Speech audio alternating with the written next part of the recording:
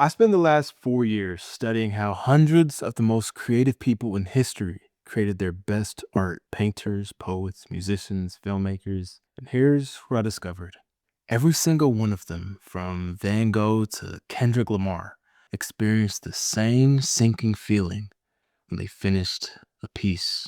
That sense of like this isn't good enough. But instead of letting it stop them, they understood something about the nature of creation itself. Something that once I understood it, it changed everything about how I create. And here's actually what's happening. Your art went from holding every possibility to being one specific thing.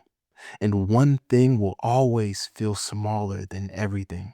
There's this wild idea in quantum physics called superposition. Maybe you heard of it, but basically, it's tiny particles like electrons that can be in multiple places at the same time. They're not here or there, they're both and everywhere in between. All possibilities at once until you look at them. The moment you observe one and try to see where it actually is, it picks one spot, it becomes one reality, and all those other possibilities, they're gone. Your art works the exact same way. When your idea is still in your head, when it's unfinished, still being created, it exists just like that particle. It's not one thing. It's every version of itself all at once. That canvas you're painting could become devastating or joyful. The song you're recording could go dark or uplifting. That story could be slow and thoughtful or intense and fast. It holds infinite potential. But the moment you finish it, the moment you make that final brushstroke, hit publish, or call it done, it becomes one thing, one fixed reality, one version, one final work of art. And that version, it will always, and I mean always, feel smaller than all that potential. Not because you're a bad artist, but because potential is infinite, it's limitless. But finished things are finite. Leonardo da Vinci once said that all work of art is never finished, only abandoned. And I can't agree more. Think about Michelangelo standing in front of a block of marble. Before he makes that first cut, that marble could become anything. 1,000 different sculptures all exist in that one block, all at the same time. Every angle, every position, every expression, every possibility is still there. But the moment he starts making that first cut, choices, they start narrowing. With each strike of the chisel, thousands of possibilities fall away. By the time he's done, that marble can only be one thing. And yeah, it's David. It's a masterpiece, but it's no longer everything that it could have been. And here's what blew my mind when I realized this. It's that the disappointment doesn't mean that you failed. It means you succeeded. Because creating isn't about capturing everything. It's about choosing something. Every single time that you turn an invisible idea into something visible, you're taking endless possibilities and making them into one real thing. You're carving away the everything to reveal the one. That's the deal. And yeah, it feels like loss, but it's because it is loss. But that loss isn't the problem. That loss is the point. Let me say that again.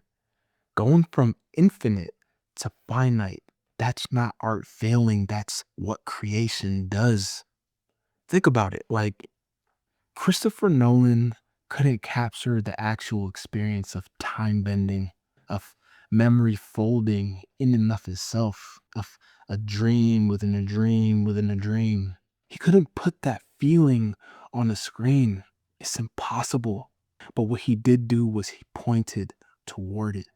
And the thing is, inception isn't a feeling, but it's proof of the feeling. Or Salvador Dali, he couldn't paint what the subconscious actually looks like. The unconscious mind doesn't have a form that you can hold, but his melting clocks and his elongated elephants, they carve just enough of that impossible space into the images that we can feel, the echo of the subconscious mind. That's where your art is. It's not a failed attempt at perfection. It's a successful attempt at proof. Proof that something massively moved through you. Proof that you touched something bigger than any finished piece can hold. Your art that feels off. It's not bad. It's just that it went from everything to one thing. But here's what most artists never realize. I like to say that art is what it is and not what it's supposed to be. I said art is what it is and not what it's supposed to be. You see, supposed to be is you trying to force your idea of perfection down the throat of art that's just trying to be what it is. You see, your audience doesn't even experience your art the way that you do. You feel the gap between your potential of your vision and the reality because you lived in all that potential for so long. But they don't see what it could have been. They only see what it is. And what it is still more than what existed before you made it. You brought something from nothing, from invisible to visible. And that alone is extraordinary. So, what do you do with, all these new insights? Like, how do you create without drowning in disappointment? Well, I have a list of 3 things. So, last week, I wrote a poem for my wife, and I was struggling trying to figure out 2 key things about it. And to my surprise, she actually loved it. She even admired the lines that I was trying to edit. She felt that it was perfect just the way it was. And so here's the first thing: stop finishing things alone. Hear me out. Sharing is the key. Van Gogh shared hundreds of unfinished works and ideas with his brother Theo through letters, getting feedback constantly. The disappointment hits hardest when you're the only person who decides when it's done. Because in that moment, you're trapped in your own head, comparing the finished piece to all the potential versions that never happened. But here's what I discovered. When you share your work before you think it's done, when you let someone else see it while it still feels unfinished, something shifts and clicks inside of your head. Their interaction with it collapses the art for them. They see one thing, they experience it as complete, as enough, as real. And suddenly, you get to see your work through their eyes. You get to experience it going from everything to one thing and someone else. And when you watch them react to your unfinished piece, like it's already meaningful, it rewires how you see being done. You realize done isn't when you captured everything. Done is when it's enough to expand in someone else. Rick Rubin built his entire career on being in the room while artists create, collapsing their visions into one through his presence. So I want you to try this. Share your work throughout your process at 20%, at 50%, at 80% before you think it's ready. Ask one person just what does this make you feel? Not, is this good or not, what should I fix? Just, what does this make you feel? Their answer will show you that your one thing is already enough.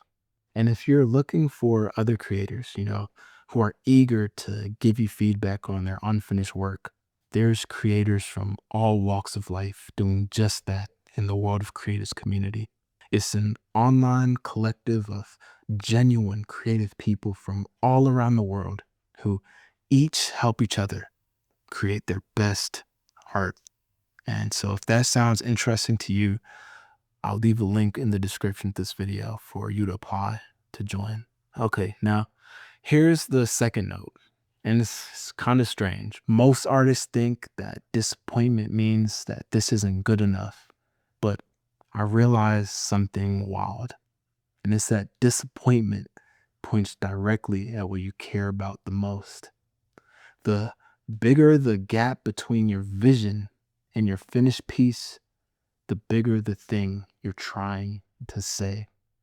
If you finish something and you feel nothing, like that's the problem. Like that should be the warning sign for you, because that means that you carved something safe, something small enough to capture completely.